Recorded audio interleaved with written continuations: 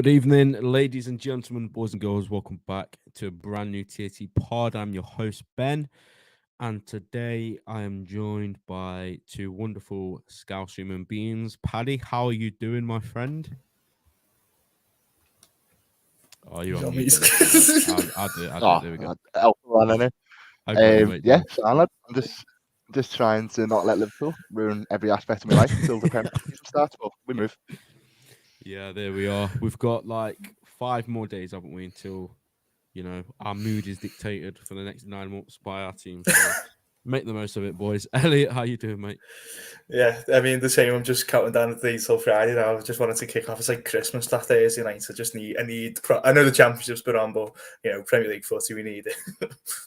Absolutely. And no matter what's going to happen, we will be excited. Of course, it's natural. And Absolutely. there's probably a bit of apprehension, and we'll talk about that in just a little while. But first of all, once again, let me shout out our amazing podcast sponsors, Your Foot Card. These guys design unbelievable real life cards that you can get. You can get your favorite players. You can get yourself on there. You can get pretty much anything on these cards, guys. And they also do like artwork and illustrations and stuff. So check out their website. Use TAT Pod at checkout and get 15% off any order. So yeah, go ahead and show those guys some love. The link is in the description. Okay, we've got a lot to discuss today, an awful lot. I thought we was just going to come on here, talk about the friendly, maybe preview Chelsea slightly, but we have a lot to get through. But let's take it to the game, boys. Paddy, I'll come to you straight away. I did ask the lads in the last stream, is that the lineup that they imagine will start against Chelsea at the Bridge? And I think we all agreed, bar Matip and Canate. Obviously, we saw them swap today. But obviously, we saw McAllister in the 6 today, which has sort of thrown a spanner in the works. Obviously, I think Klopp did mention that Curtis Jones had a little knock or something previously. But yeah, is that sort of the team you'd expect to play on Sunday afternoon? Yeah, I believe so. The big thing for me is McAllister has played in the 6 before, albeit not really. A lot of his career has been spent in that position, but he has done it before. It's not totally fresh to him as it would be, Curtis Jones at the Premier League level. Yeah. So you've bought him to play as one of the 8s. Whether he's going to have to play as a defensive midfielder for the first couple of weeks of the season, or at least Sunday, I'd say is pretty likely at this point. I'd sooner him there than Jones. It's just one of them. I think tonight's team will probably start against Chelsea. It's just whether we get someone over the line by Friday and whether he gets thrown into the fire, as it were. But in terms of the starting 11, on paper it's great. It's a great starting 11. It's just the system doesn't look totally boxed off yet, which is slightly concerning, considering we're less than a week away from the Premier League starting. You want to iron all these little kinks out, and they haven't really. So yeah, we'll see. But in terms of the personnel themselves, I think that'll be more or less spot on. Yeah, and Elliot, coming to you on the back of that, we've spoken about the system quite a lot, haven't we? And today was another game where we'll get on to their goal a bit later on, but just briefly, one ball over the top and they score a goal. And with all due respect to the opposition today, these guys have just been promoted to the Bundesliga. So for me, I'm sat there watching that game thinking, if that's what these guys can do to us, then Sunday could be a very interesting game. But I don't want to allude to Sunday straight away. But yeah, do you share the same sort of sentiment as what Paddy was just saying there, mate? Yeah, with the lineup and stuff, I think on paper it looks very strong. I think I do agree with McAllister in the 6 as well over Jones. I think Brighton's flexibility, just in general, with near enough every position they have, it means McAllister probably much more comfortable playing there. But in terms of the system, I remember we'd done the podcast leading up to pre-season, and as well as mentioning players here and there, the most exciting or maybe apprehensive thing was the system for me. And not to say worried, because I hate to use that term. The start of the season will be excited, but it's still one of them where you are ironing things out, and it's just not looking like it's all been nailed on when it should be. You've had the transfer market, and you're still seeing Robertson flying high up the pitch and one ball over the top. And we'll get onto it, but the system still seems like it needs ironing out, and it's not great considering how many games we've had for pre-season now. But if they're waiting to see how it gets on a few weeks into the season, I don't know. It's not a great way to go into a season, but the attack still looks very good, even though the system is a bit, touch and go, let's say. Yeah, I mean, the attack, I think we said this, haven't we, for a few weeks now, and there's absolutely nothing to worry about with that. I was watching them today going forward, and I said to my brother, it's almost like the attackers they've not had any time off, because I've seen preseason games come and go over the years where we come back and Salah might look a bit disjointed, or Mane previously look a bit disjointed, but this season all of them look like they're absolutely raring to go. I think obviously Nunes needs to take a few more chances, but apart from that, the rest of them I think have been absolutely spot on. So we'll get into a few more players as well, because there's a couple I want to talk about. But like the admin says, guys, make sure you smash the like button and subscribe. Likes on YouTube is basically our currency. If you like the stream and like the video, if you're watching this on a replay, it gets it out to more people. So please make sure you're smashing the like button if you haven't already. I agree with everything both you guys have said, but there was one man I need to talk about. And I thought he had a decent game in there today, but Cody Gakpo, is that something, Paddy, that we'd expect to see? Or do you think Jones or somebody else comes in for him? Or Again, it's a similar situation to what McAllister finds himself in. You're playing him in a position you haven't signed him for, purely because of the options currently available. You've got to caveat it, i.e., it's pre-season. People will play out of position to get minutes and whatnot. Cody Gakpo does what he does in the 8 when he plays down the middle, in the front three. So ideally, you don't want him in the 8. He had a good game, don't get me wrong, but it's going back to that. You're filling round holes and square pegs, or whatever I'm saying is. You know what you meant, get what I'm trying to say. Obviously, you're waiting on Thiago's fitness, you're waiting on Bajetic's fitness, you're waiting on people to get up to match sharpness. So for now, it's fine.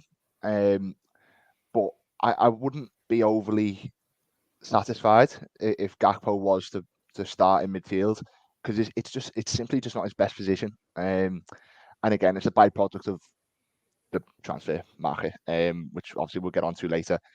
But it's just removing him from the attacking third, getting him deeper. He likes to come deep anyway. So I don't really understand why we have to start him in midfield, other than the fact we've got no one else to play there.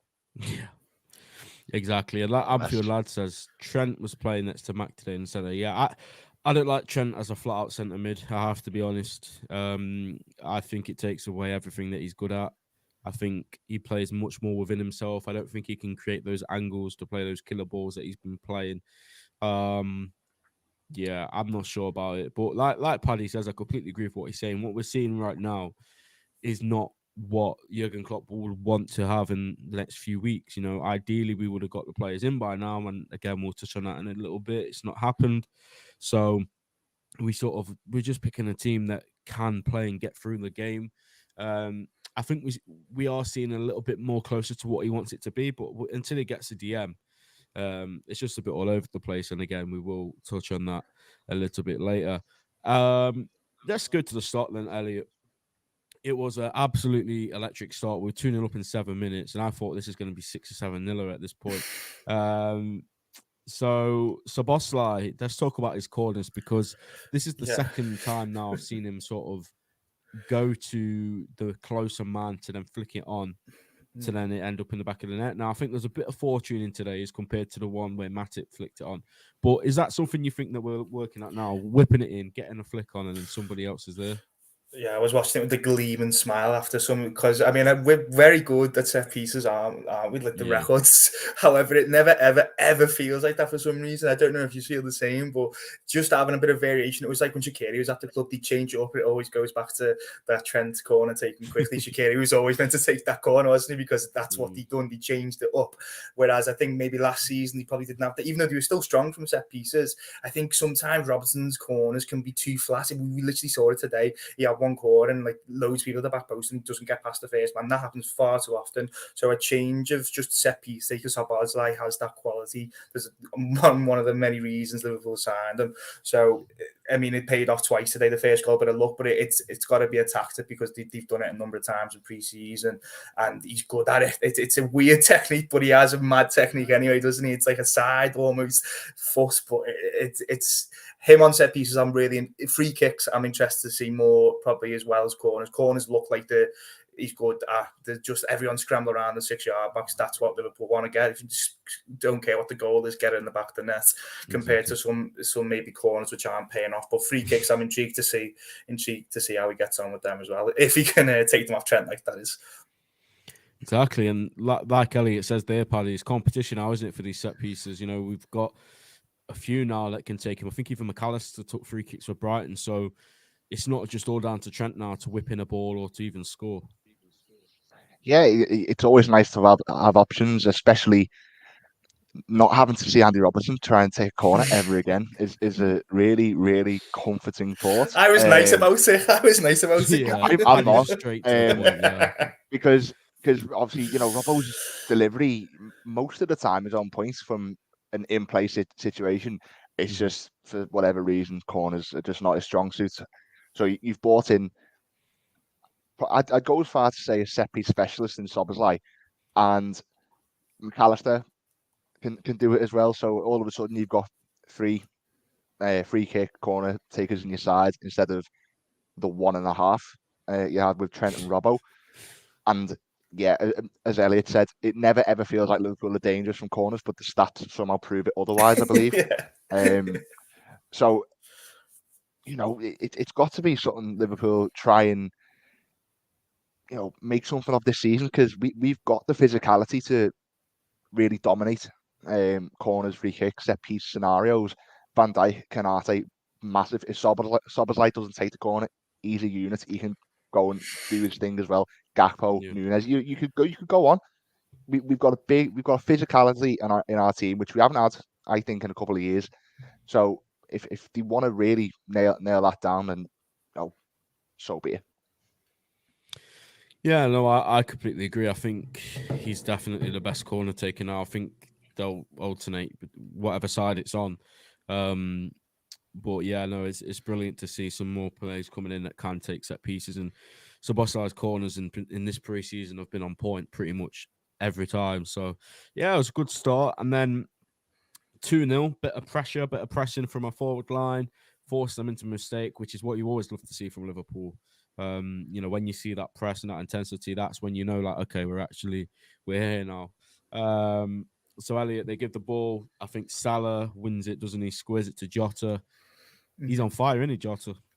Yeah, I mean, starting the preseason like he ended last season, and it's very important because everyone was, I think, a bit worried down, and I'll say I was with that goal out that went on last season. But neat little finish. He's been doing it all throughout preseason. The header against Leicester, I think, the highlight for him. But with the press, it's good to see. It's good to see all the. Like, there's so many attackers on the field at once, but the press seemed to be kind of on point at times. And that, I mean, Darmstadt didn't help themselves, but I think it was almost, Liverpool played them on purpose, because you're going to have a lot of teams in the Premier League this season trying to play out like that. I mean, Burnley being one of them just came straight up in the Championship and they played some lovely football there. So I think it made sense to kind of play this team. We're going to try and play out in the back, but also maybe want to kind of keep it deep when they're defending. So it made sense to play them. The press was nice and all the attacking players kind of pressed well. I think that's very, very important for a club team anyway, but especially with two new eights who are going to be kind of probably the triggers for the press, like we saw Lavia a good few years ago. So I think it was important, and it was a really nice thing to see for the second goal anyway. And again, Jota, clinical as always. I think he should probably have that position maybe nailed down, I would suggest, for for Stamford Bridge only because Gakpo is having to move deeper. I think going back to the point of that starting line is probably what we're going to see. No, I agree completely. I think Jota starts at the Bridge for me. But Paddy, it didn't kick on from there. I was expecting more goals and, all this lovely football we played, and we did see it in glimpses in the second half. But again, as I alluded to at the start of the stream, and we've spoken about this for a number of our preseason games now, one ball over the top, and the cops have spoken about it and said that the protection for the long ball wasn't there. Is that a concerning sight for you? We're in our last preseason game now. Like I said, we've got to respect the opposition. They are what they are, but they're playing long balls over the top of us. We've got Konate, we've got Van Dijk, we've got Robertson. Where do you think the issue is there, mate, in that long ball, and why is it so easy to get through us at the minute? Oh, God knows. I'll start by giving credit to the actual finish because it's a really, really good finish. It takes the time, and to be fair, absolutely buries it. But my big problem in Liverpool's new system is the left back. Yeah. Listen, whether it's Klopp telling him to keep doing what he's doing, or it's just the fact Robbo cannot stop himself from doing what he's doing, there's got to be some sort of middle ground there, because if you look at the screenshot from when the pass is played, I think it's about halfway inside Darmstadt's half, give or take. Robbo's on top of him, and then the back three completely just in a diagonal line almost. I think it's Konate playing him on side. Trent might be deeper as well, actually. Of course, it's concerning because Liverpool have leaked goals for fun in pre-season against teams they really shouldn't have. Bayern Munich are the only quote-unquote good team Liverpool have played in this pre-season. And even so, conceding 4 goals against them is an eyebrow raiser. Conceding 4 against Greuther Fürth, who, let's be honest, just you shouldn't be conceding this amount of goals. Just to bring like Everton into it, for example, I think they've conceded maybe 1, maybe none, 1 or 2, something like that. I don't think they've conceded 1 at all, to be fair. Yeah, this is my issue. There are teams who are tighter than Liverpool at this minute in time for some reason, whether it's the lack of the DM, whether it's the case of still getting up to grips with this new system, which I just can't get my head around, considering we've been playing it for basically 4 months at this point. You should have some understanding of it. It's going to cause Liverpool a hell of a lot of problems, especially because when we played with a flat back 4, we got caught out anyway. Obviously, start of last season, it was always Liverpool's high line. It's been like that for the last couple of seasons. Couple that with this new system, which the players clearly aren't totally sold on yet. There's going to be a lot more players in the Premier League that have a hell of a lot more quality than Darmstadt, and Liverpool will get hit by them. It's literally as simple as that. Looking forward to Chelsea. Mudryk is a real worry for me, because he's rapid. All you need to get Liverpool is a fella who can ping a pass and someone who has pace. It's very, very simple, regardless of the defensive midfielder situation. If you can see the goal like we did today against, no disrespect, a much lesser team, the higher ups in the Premier League are going to absolutely kill us. So something needs sorting. I don't know what that is. But yeah, it doesn't look promising. If you just want to talk about the attack, that's fine, but the defense is a really big problem.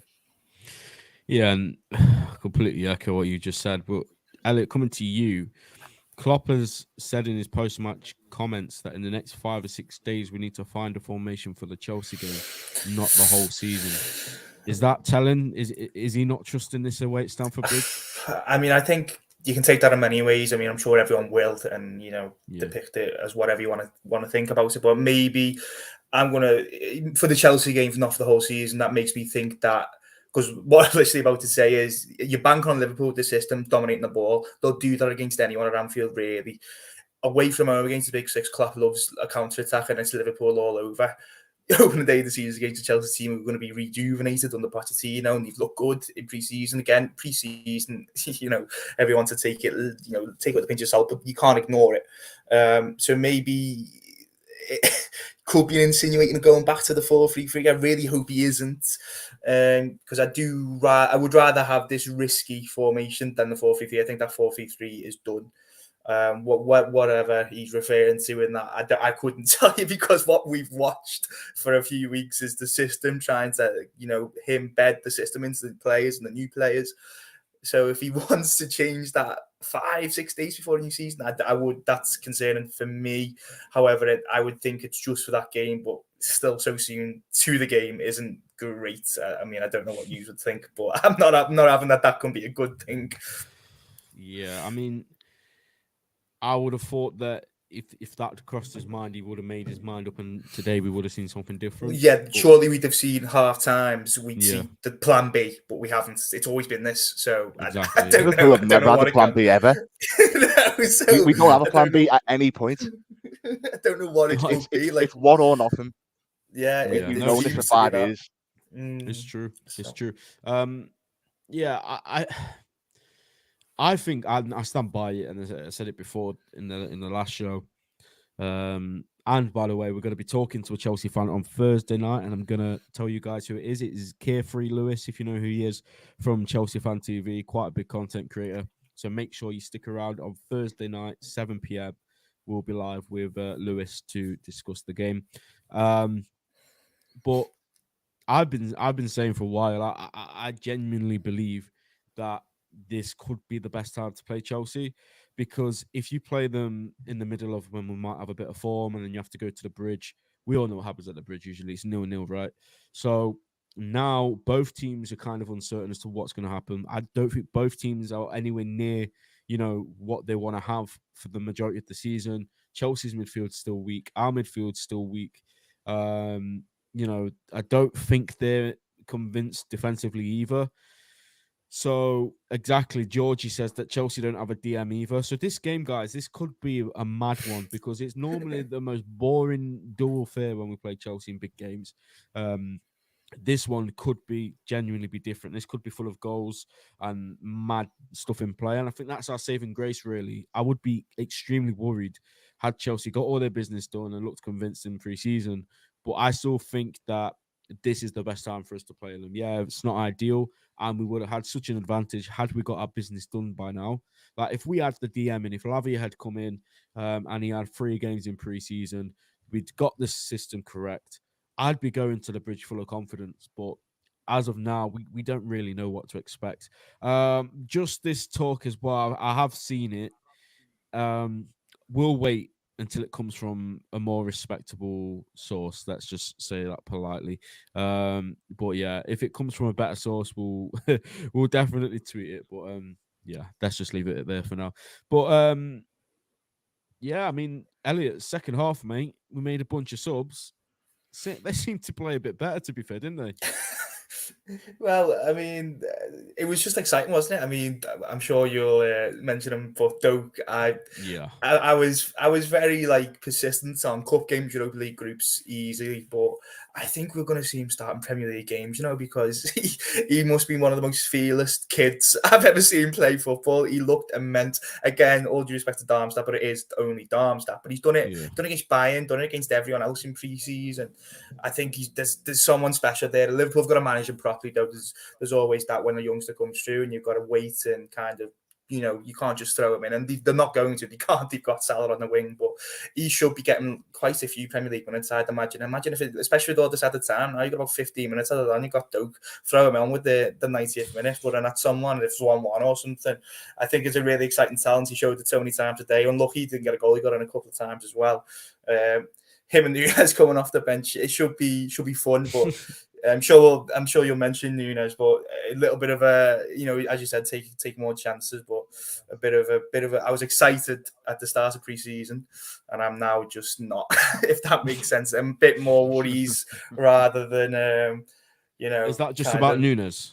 Yeah, Nunes. Yeah. I was really like the one player, instead of all like the youngsters, the one player I was nailed on. So excited to see was Nunes because I wanted to go into Stamford Bridge and him had made the biggest claim ever to be the starting striker throughout, and it looked like he was starting to do that, and then Klopp just benches him, which is disappointing because you want to see him, but it makes sense because some of the chant today looked just a bit Nunes-y, shall we say? I feel harsh saying it because I absolutely love him.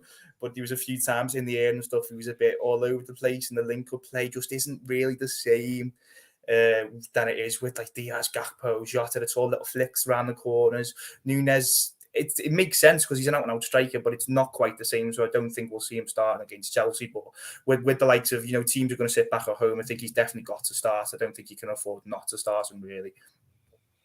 Yeah, Paddy, just coming back to Ben Doak, mate. Elliot just touched on him there. For me, this kid is, I'm going to say it, he is the truth for me. I've barely seen a 16, 17-year-old lad come on and just make mincemeat out of fully grown men. Like, it's a rarity for me. So, what's your thoughts on Ben Doak, mate? And do you see him taking off this season for us?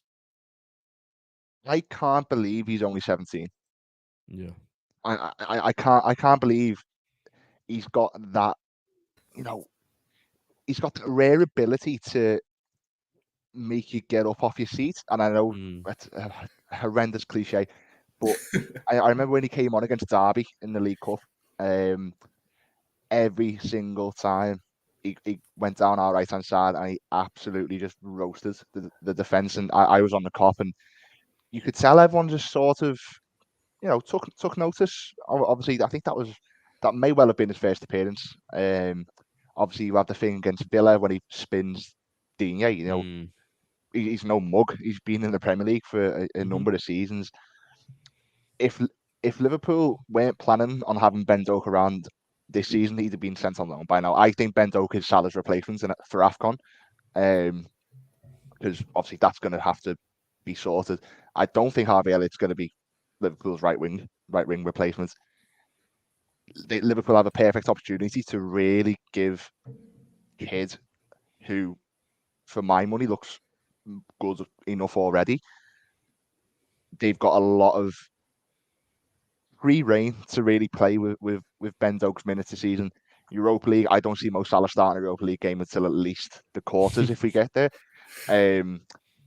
So Doak's got at least 6 games in there: League Cup, FA Cup, Premier League games, as Elliot said.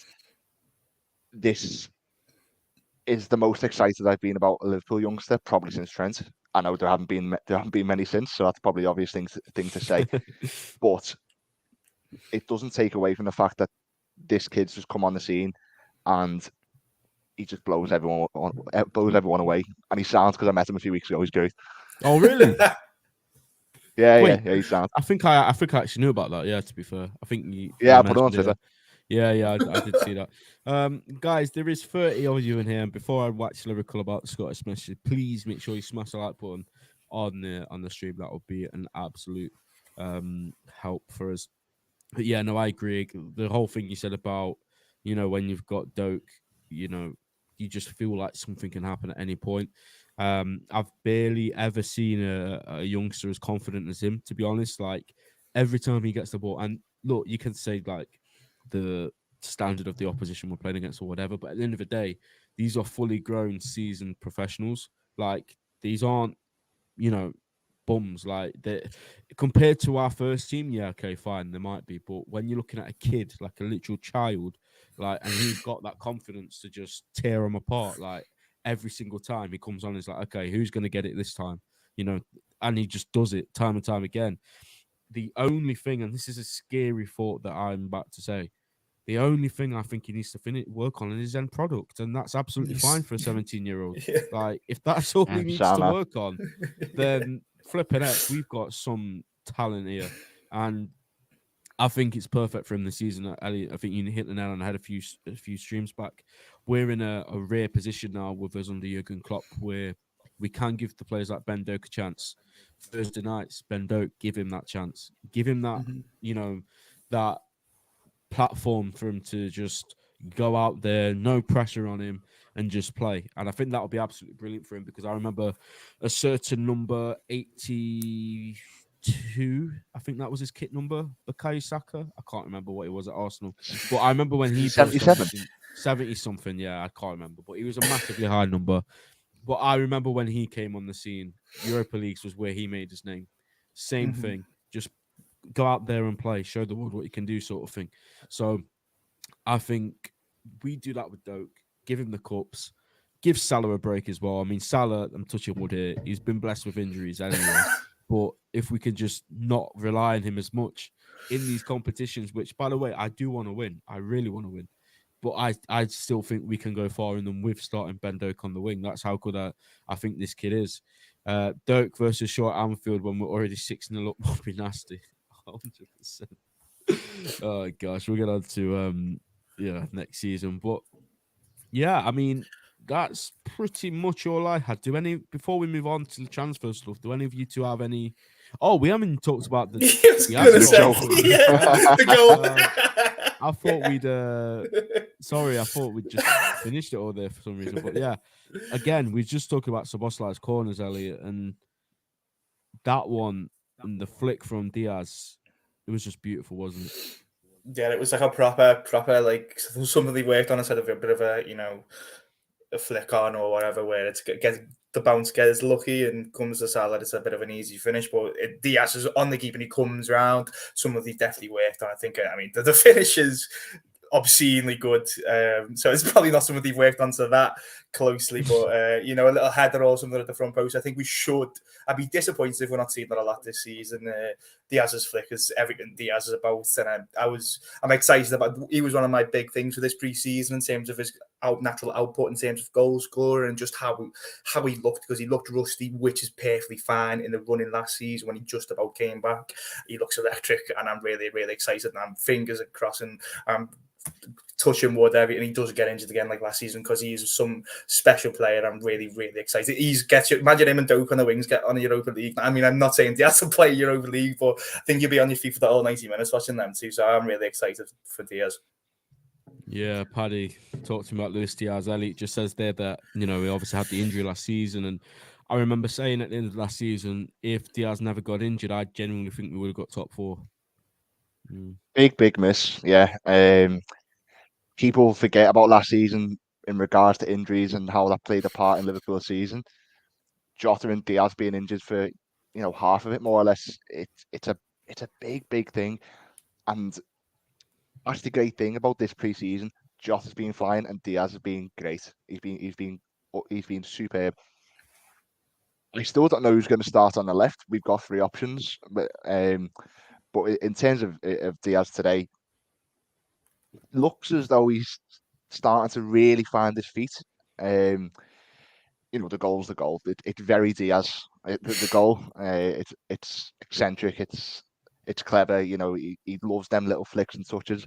He very nearly scored one of the best goals I've ever seen. About 10 minutes later, when he's flicking over everyone's heads and whatever. That was unbelievable. So listen, if Diaz can stay fit and can put together a real run of consistency, he's going to be great for Liverpool. And I said about Robbo before, I think he's a big problem in Liverpool's new system. Positive out of playing him is Dave linked up really well. Especially, I can't remember who was against. It all blends into one pre-season, doesn't it? It looks as though Robbo's starting to get that understanding that, like he had with Mane on the left-hand side, with Diaz. So, listen, if Robbo stays in the team, which admittedly, he probably will, because there's no one else. That's something Liverpool can really, really put to teams, especially, as you say, with Salah or Doak the other side. You've got a big problem on the other side as well. It's going back to that, having 2 issues on the wing like we did with Salah and Mane for so many years. It's just about his fitness, and hopefully he doesn't have a massive injury again, because I think that would really, really stump his growth as an overall player.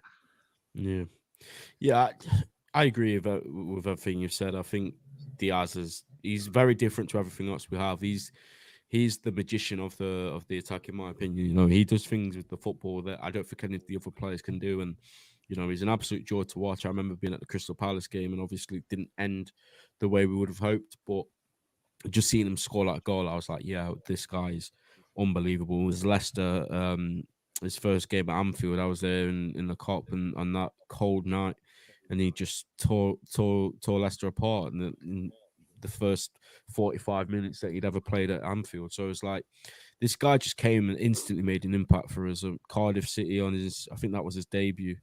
Maybe I can't remember now. Last Yeah, it would season's have a been. He blur. came off the bench, didn't he? Yeah, exactly. And he did that little turn, that little skill, and then pulled the ball back into the box. And he went He's down a with the brilliant injury and player. everyone flapped it. Yeah, exactly. Yeah. Holding his knee.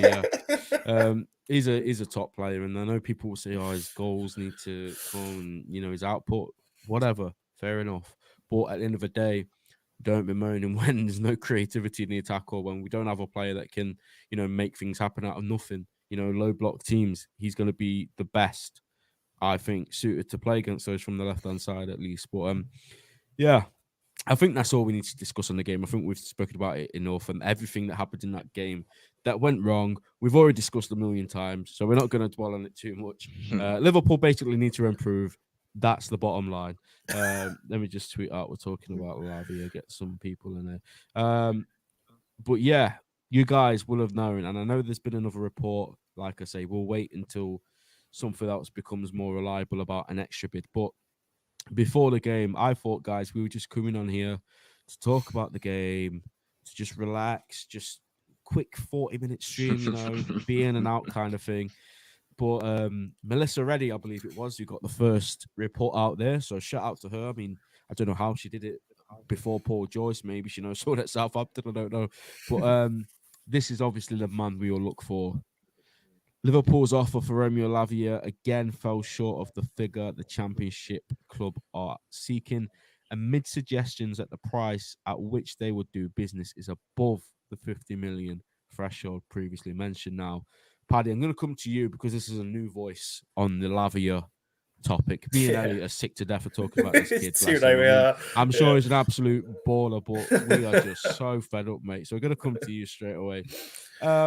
After all Liverpool seemingly dilly-dallying over this guy, submitting bids that are £3 million more than the previous one that was rejected, to now get close to the 50 million valuation, to then supposedly be told that it's now going to be above 50 million. What do you think? Well, first of all, what are your thoughts on this whole saga? Give us that. And then what do you think Liverpool need to do? Because this has just gone on for so long now, hasn't it? Yeah, right. How long have we got? Yeah, just take it away, mate. Liverpool have absolutely took the mick with this. They've absolutely just. I don't understand Liverpool's positioning on it. I really don't. It's the first time in a while Liverpool are in the market in a position of needing to improve. And clubs obviously know this, and I don't begrudge Southampton one bit for holding out for what they want, because at the end of the day, he is probably their prized asset.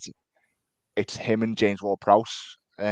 Really, it looks as though Ward-Prowse will be staying because obviously all the goings on at West Ham at the minute. But Liverpool have been really amateur during this, and it's really unlike them. McAllister and Szoboszlai were done within a couple of days, a week at most, and that's been the case for the majority of Liverpool signings for the last 6 years, probably going back to Van Dijk. I think Van Dijk was probably the last saga we had, but this has been ridiculous, and I don't want to go on a massive rant about the owners, but I feel I'm going to.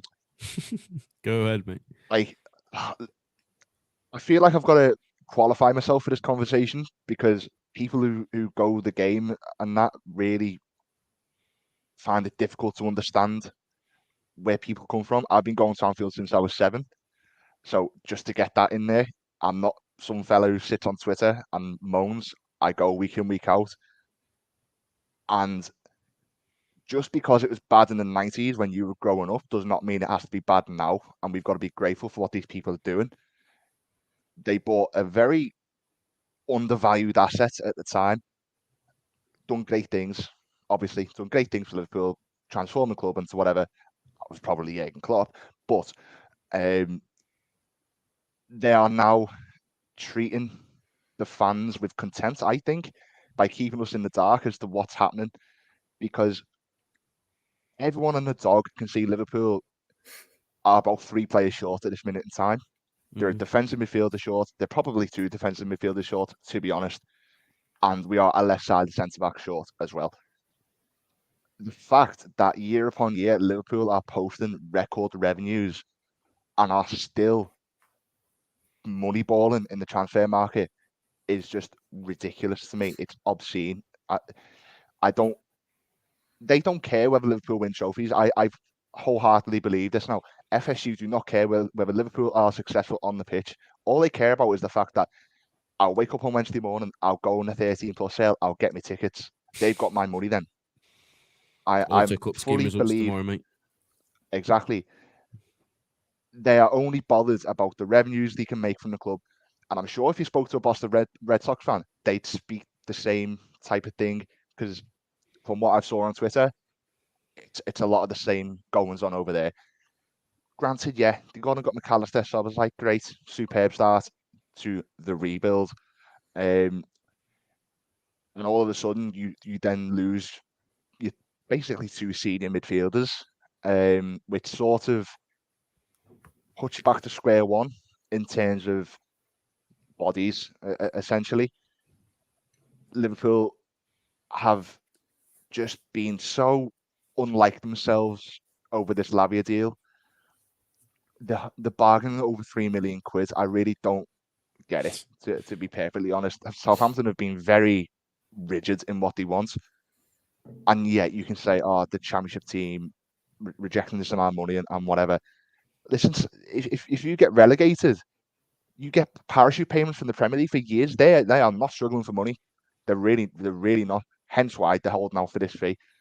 They did it with Newcastle. Granted, it was a less fee for Livramento. But they've got this kid who they believe is going to be one of the world's best defensive midfielders. They've got every right to stick by the guns.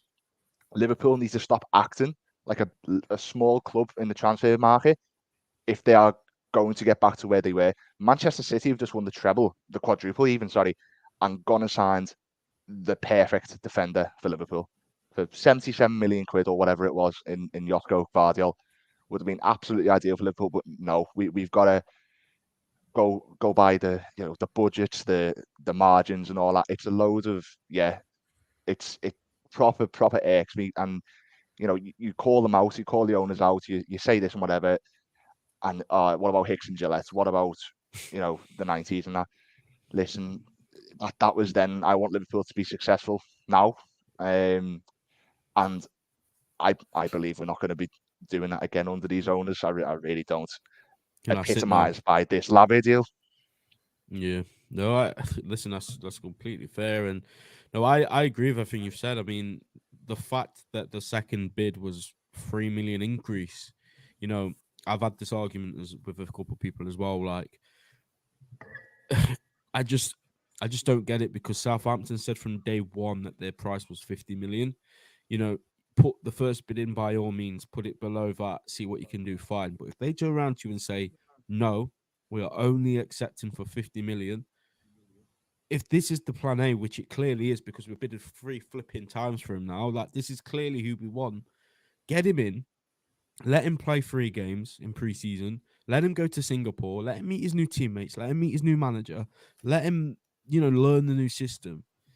But if we want him now, Elliot, we've got to pay at least, Paul Joyce is saying, minimum 50 million. So we are going to end up paying at least what they would have wanted in the first place. So then it just makes us question, why have we just wasted 3 or 4 weeks doing this whole thing when we could have just got him for that price anyway? It's really bizarre, this now. I mean, I get the first bit going in, and I would have got a third bit going in before pre-season, but we're a week before, not even a week, we're less than a week now before we're going to Stamford Bridge. One of the biggest games of the season, regardless if it's the first or not. Stamford Bridge, it's massive. And you go in there relying on Curtis Jones, who's only ever played in the 6 in a European competition for under 21s. Okay, you won it, but let's be honest, he's not a 6. McAllister's only ever played there for Brighton, and I think he can play there, don't get me wrong, but Stamford Bridge away from home, you've got our biggest game of the season and you're penny pinching over a few million. Listen, I understand the penny pinching at the start of negotiations. Get the best deal you can. Liverpool have done that for years and it's worked wonders. However, the transfer market changes every single year. And when Liverpool were very good at penny pinching, you could get away with it. You're seeing the most expensive 11s in world football now. Every player is 100 million minimum almost. You can't go around doing that. And listen, I think the owners may be potentially out of their depth, and I'm not going to add on to what Paddy's just said now. A few years ago, maybe not, but I think they are these days. I think just for Liverpool wanting to stay at the top, we can't have them in charge. And I think that'll be why they probably put them up for sale or wanted investments, whatever that was, shambles of a thing a few months ago, probably more than a few months ago now. They can't have them in charge. But I think also now with all these deals, or I say all these deals, it's literally just Lavia. I think you're not going to try and pronounce the second name. I think he's got to come under some scrutiny because I don't know what's happening. Like, what are you trying to play at? Get it done. What's happening? Literally everyone's asking the same question, what is happening? And the most bizarre thing is if he's in charge of these transfers, which he's not just him, obviously he's going to be, him and Klopp discussing and the coaching staff, which is fine. Have the alternative. There does not seem to be any alternative. Every single transfer Liverpool have done for years now, there's been an alternative. Salah wasn't even the main target when you're looking back. I think it was Brandt. I think someone may have just said that in the comments as well. Brandt, yeah. Where's the Lavia alternative? Because it's clear for everyone to see that they've put all of their eggs in one basket and it's in the most public eye that this deal is just a shambles. So where's the alternative? There's always been an alternative, and I find it really bizarre, and I feel like Jorg is going to have to come under some criticism. He's meant to be here for this summer or maybe even going on January. It's effectively a trial, and it's not going well because the two deals have been release clauses. Which is fine. Get them in. They're brilliant players. We've seen that in pre-season. I'm really excited by them. But this is meant to be the biggest rebuild under Klopp. We've lost two of the most senior midfielders who both could have played in the defensive midfield role. How well, it doesn't matter. They were the special, or maybe not Henderson to a point, but Fabinho was the specialist in that position. You've got to have a backup. You can't put your eggs all in one basket and have this absolute shambles play out. So, I mean, I think, regards that, I think Liverpool probably do get him, but the way it's gone, Jesus Christ, it's been poor. Yeah. It's been really poor. Once we get him over the line, it's not going to be a sense of happiness. It's not going to be a sense of, oh my God, what was I? It's just going to be a sense of relief and, oh my God, that took a month. Yeah, because the thing is with the alternative, if there isn't an alternative, you get it done. But they're waiting. So everyone's going, it's a smoke screen, it's this, it's that, because everyone's anticipating on someone else to be linked. But this Andre is not the same player. It's not the same player profile. He's from Brazil. That window's supposedly shut. That's all the whole drama. So what is that? It's Lavia or nothing, isn't it? So get it done, get him in. Let him be the new kid in the block who's going to run the midfield alongside these two new signings. But here we are, 5-6 days before Stamford Bridge, and we're going to have to rely on one of the new signings who's meant to be this crazy midfielder to sit deep. It just doesn't really make sense at all. Yeah, before I say my piece on what Elliot just said, and he's absolutely hitting the nail on the head, just smash the like button, guys. I can see there's 70 of you in the building right now, which is amazing. Please just consider smashing that like button. It takes 2 seconds of your time, and it helps out the channel more than you will ever believe, as Pep Guardiola would say. Yeah, I don't know what's going on. The day I remember I was watching Oppenheimer in the cinema with my brother and my family on the day Fabinho went, and I got it from my Apple Watch. Fabinho's gone, and then that was the date was officially announced by the club on the way home. I was like, oh, that means, somebody must be imminent. There's no way and look, no matter how bad he was or whatever your opinion is of Fabinho in 2023, that's fine. But you do not let the best DM we've had in probably the last 10 years minimum. Javier Mascherano is probably the only contender in my lifetime, to be honest, that's been better than Fabinho. So, for me, that was criminal from the start, allowing him to walk away, go to Saudi. Don't begrudge him for that, by the way, Henderson, but that's a different debate. But you have to have replacements in, and especially for a position that is so important to how we play.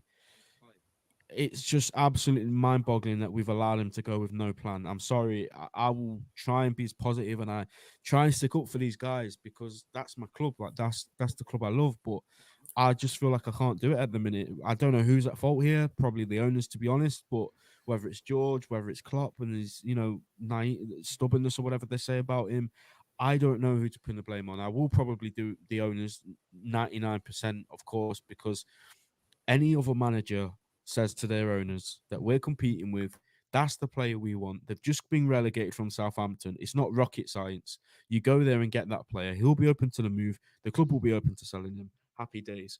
Why is it with us, the biggest club, and I will say the biggest club in England because we are. I don't care about United's whatever fan base in wherever. I don't care about that. We are the biggest club in England. We're the most decorated club. Why for us is it different where we can't even sign a player that's just been relegated for 50 million? I get it. That price might be over what Liverpool value him at. But guess what? This is 2023. We've got Declan Rice going for 100 million. We've got Moises Caicedo. Brighton want 100 million for him. It's not that deep, like 50 million. We just sold Fabinho for 43. We made profit on him. We made profit on Fabinho, who is less than half the player he was when he came in. So it's just baffling for me. I agree with Elliot. I still think Lavia will sign, which makes it. I don't know if that makes it less annoying or more annoying. I haven't worked that out yet Oh, because it's if he more. signs now, yeah, Yeah, it's exactly. much more We've wasted. bizarre than it should be. Yeah, exactly. I just don't know where to go from here. There's been talk of a new bid from a source, which it's a questionable source at least. I don't believe that will be true. But one thing I will say, Paddy, coming back to you, is hopefully, mate, and I feel like I've said this so many times now, one way or another, we will find out soon what's going on because the season starts on Sunday. We've got so close to that 50 million valuation that they've put on his head. Surely now it's a simple case of finding out whether Liverpool is still going to go for him or if Liverpool have withdrawn their interest. Yeah, see, listen, with the Fabinho thing, I do think letting him go was a massive mistake purely because the current defensive midfield market is a bit crap. There's not really anyone out there within Liverpool's budgets that would do the job. Caicedo's the one for me.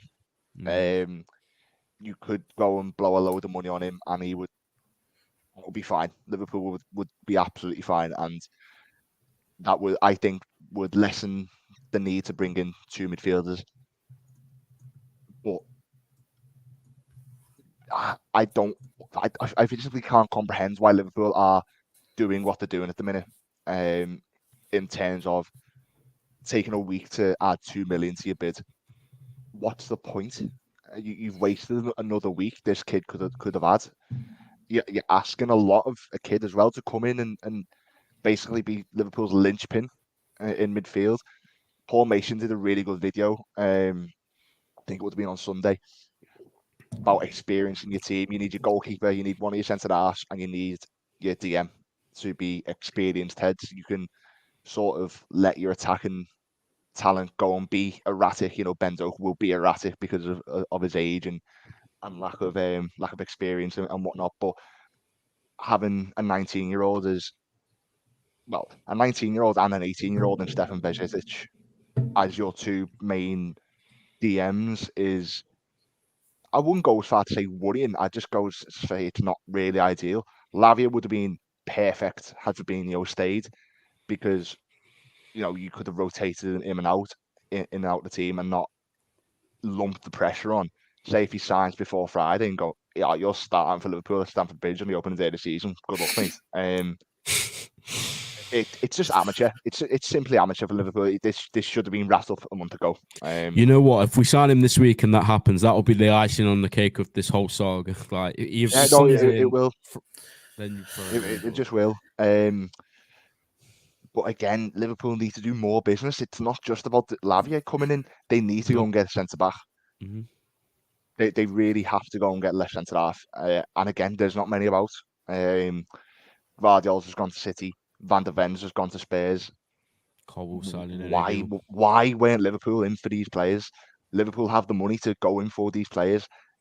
It's just they don't want him, which is it's proper disheartening, to be honest. You're seeing teams improve around you. They're spending money. I'm not begrudging the fact Liverpool haven't spent money this summer. Well, actually, they really haven't after Fabinho and Henderson have gone. Um, they'll never learn. After 2018, we signed Allison, we signed Van Dijk, we won the Champions League. There's your evidence. You spend money, you get success. Simple as.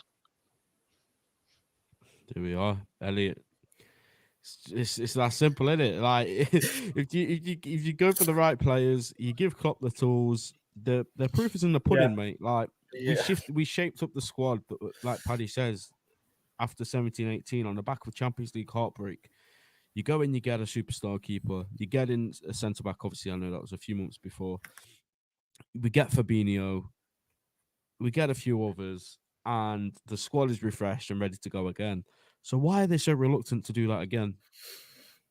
it's you can't give a reason, can you? Because there isn't a reason, because they shouldn't be reluctant at all. They should have give Klopp everything to go and do what he's already done. Because, as you said, the proof is in the pudding. We've had some of the greatest nights of our lives because of that man, and he's being held back to an extent. But it's just a pain now, because you've got to. I am excited for this new season, as I'm sure you two are. But you've got this in the back of your mind. You're going, what if this happens, or oh, there's not a proper CDM there because Liverpool are just taking the mick a little bit. And yeah, the CDM should be well sorted, so there's a left centre half. But listen, they've done late business very briefly under Klopp, and it was Thiago and Jota. They've done a few more deals, haven't they, which probably didn't go to plan. But I think it's fingers crossed now. We're just waiting to see, because there's no point in really trying to delve in and kind of explain why, because I don't think you can, because Liverpool should have had this well done. And it's mad to me that they probably, well, I think it's for definite, they didn't anticipate Fabinho going. They didn't have any plan in place for that. That's mad to me, because you should have a plan in place for someone you've accepted the bid for. How isn't that aligned with your transfer plans? Because it seemed to me that the plan was always Fabinho and Lavia. I think I've said that about 500 times on these podcasts. If Fabinho goes, line someone up. They haven't done that, and then Fabinho's gone. They've only lined Lavia up. It's all just very, as you said, Pad, before, amateurish. And young child, I don't think should be getting extended. But if we see that happen, I'll be very as disheartened, because he's just not gone well. I don't think you can say. There's rumours that he's operating from his villa in I'd be Ibiza. Yeah, yeah. That tells you all you need to know. My thing is another thing. There's so many things seemingly going wrong behind the scenes. Liverpool have had 3 directors of football or sporting or whatever Yeah. in the past year and a half. Even the stand isn't going to be ready. Like, that's it's just another annoyance. it's just loads of like negativity you don't need leading up to a Premier League season. Liverpool should have had the business done. They should have had a replacement for Fabinho done. They should have got the stand done on time. I know it's got nothing to do with transfers, but it's just another piece of negativity. Yeah. Oh, I 100% agree what you're saying. And this is another point as well. We should definitely hope Lavia doesn't play tomorrow, because I believe he'll then be cup tied, right? If he Yep. plays. That's correct. And the Carabao Cup is probably for us where we're going to use him to bed in, should he sign. So, yeah, I If I was think Southampton, I'd just play him out to spite me. Yeah, I think they will do that. I Yeah, genuinely think they'll do that. that would be 90th minute. They just that would be Oh. ridiculous.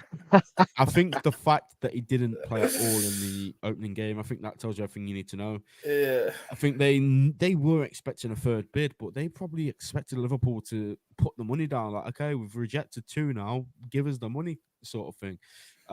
One of the, just before we close, this is the thing that annoys me the most, and I don't want to go into it too much because time has gone so quickly. But this is the most frustrating part. Like, we were supposedly getting Jude Bellingham, and then that falls apart, and then we're told, oh, actually, Liverpool are going to be more smart with their money. They're going to invest it in 4 or 5 players instead of getting 1. This is the biggest shake-up in Jurgen Klopp's tenure, blah, blah, blah, blah. And then we've got 2 players, and we've lost 6 or 7. And I'm not going to be one of these people that put that list up and say, "Oh, Oxlade-Chamberlain needs replacing. Naby Keita, they don't need replacing. They never played anyway. No matter how much I love Naby, he never played.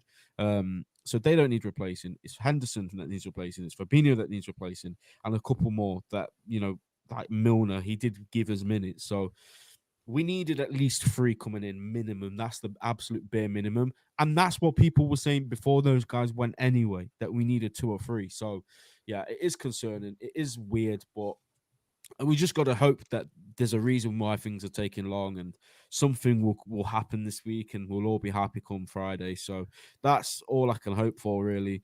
Just before I go, I must shout out our preview show that's coming up on Thursday evening, 7 p.m. I'll be live. I think Elliot's coming on that one as well with Carefree Lewis of Chelsea Fan TV. You guys might know him on Twitter. I think he's got loads of followers.